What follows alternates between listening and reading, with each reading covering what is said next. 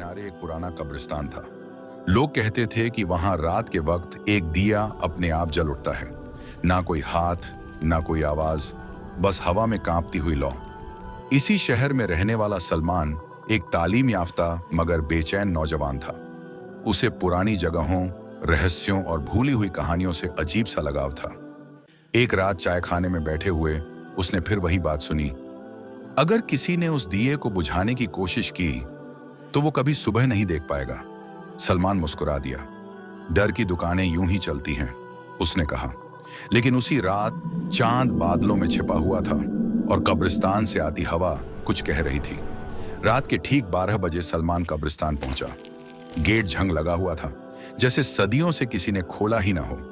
अंदर कदम रखते ही उसके कानों में धीमी सी सरसराहट गूंजी। वापस चले जाओ।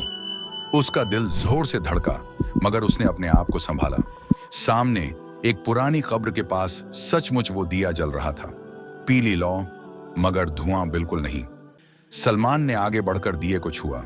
लौ कांपी और अचानक बुझ गई। कब्रिस्तान में सन्नाटा छा गया। अचानक जमीन ठंडी हो गई। पीछे से किसी ने उसका नाम लिया, सलमान। वो पलटा, मगर कोई नहीं था। फिर कब्रों के बीच साए हिलने लगे, जैसे रूहें जाग गई हों। एक बूढ़ी आवाज गूंजी, ये दिया एक कसम था, जब तक जलता रहा हम कैद रहे। सलमान की टांगें कांपने लगी। तुम कौन हो?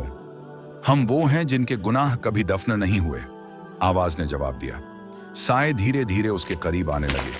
हर साया एक कहानी था, किसी का धोखा, किसी का कत्ल, किसी की बेवफाई। तुमने दिया बुझाया, सबने एक साथ कहा। अब हमारी यादों का बोझ तुम्हें उठाना होगा। सलमान ने आंखें बंद कर लीं और कांपती आवाज में कहा, अगर मुझसे गलती हुई है तो माफ कर दो। अचानक हवा तेज हो गई। दिया फिर से जल उठा। सलमान बेहोश होकर जमीन पर गिर पड़ा। जब होश आया तो सूरज निकल चुका था। कब्रिस्तान वैसा ही शांत था, जैसे कुछ हुआ ही ना हो। लेकिन उसके दिल में अब सैकड़ों आवाजें थीं। हर रात सपनों में वो साए उसे अपनी कहानियां सुनाते और शहर में फिर से अफवाह फैल गई। अब दिया तो जलता है, मगर एक और शख्स हर रात कब्रिस्तान में भटकता दिखाई देता है, सलमान।